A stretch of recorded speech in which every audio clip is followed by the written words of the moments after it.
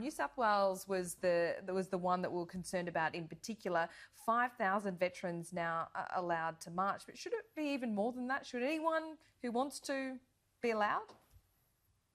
Well, great to be with you, Laura. And as you're well aware, last year, because of the pandemic, Australians had to commemorate Anzac Day at home, and they did that in a very dignified and respectful way with the light up the dawn on people's driveways, and we still commemorated the fallen in that manner. But this year, and the Prime Minister is right, we want to see as many people as possible able to gather and safely commemorate the day. We need to be able to do that because it's a mark of respect for the 102,000 Australians who've lost their lives in wars and conflicts, but it's also a mark of respect and a chance for us to say thank you for your service to those who are still with us today, to our veteran community, to the men and women who have served with such great distinction, particularly over the last 15 months again with Operation Bushfire Assist and Operation COVID-19 and the Fiji Assist program.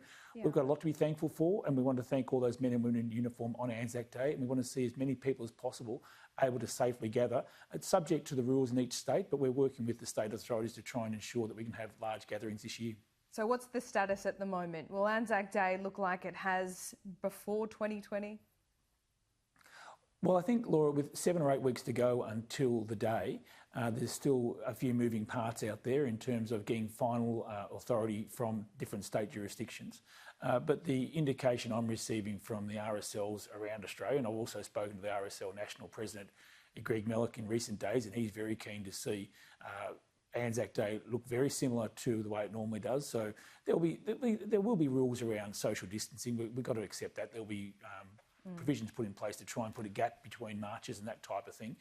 So I think that's understandable in the circumstances. But I mean, it's at its heart, Anzac Day is about a moment of personal reflection and commemoration and showing our respects as individuals. While we do traditionally gather in large numbers, we still need to show our dignified and respectful recognition of all those men and women who serve in uniform. So I would love to see large gatherings. I would love to see as many veterans as possible being able to march or gather at dawn services. But we need to work through the final details in the weeks ahead. And it's only 7 or 8 weeks, but it's a long way in terms of the pandemic. And as the vaccine is rolled out and conditions are improving on the ground right throughout Australia, I would expect that local authorities will be able to come to an arrangement with the RSL to make sure that the day goes off very, very successfully. Minister, if the vaccine had have been rolled out as promised, we wouldn't be having this conversation, would we? Well, that's not true, Laura. I mean, Australia is in a very fortunate position where, in relation to the management of the coronavirus pandemic, we were not in a position where we had to make rush decisions about the rollout of vaccine. Other countries were forced into an emergency situation where they had to rush the vaccine out into their communities.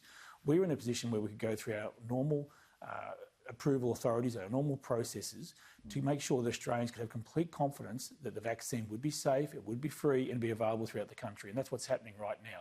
So in terms of those more vulnerable cohorts of the community, obviously there are some veterans who fit in that vulnerable category. They may be older, because obviously our World War II veterans are in their 90s. Even our Korean and Vietnam veterans now are in their 70s and 80s. So there are always going to be issues around the more vulnerable members of our community that whether we have large gatherings this soon was always going to be questionable. So look, I think Australians understand that we are in a very fortunate position in our nation in the way we've managed the pandemic. Our local, state and federal authorities have worked strongly together. The community has been incredibly tolerant and incredibly supportive of trying to keep each other safe. We are in a strong position and we need to keep working constructively together to get through the social and the economic challenges the pandemic has created for us.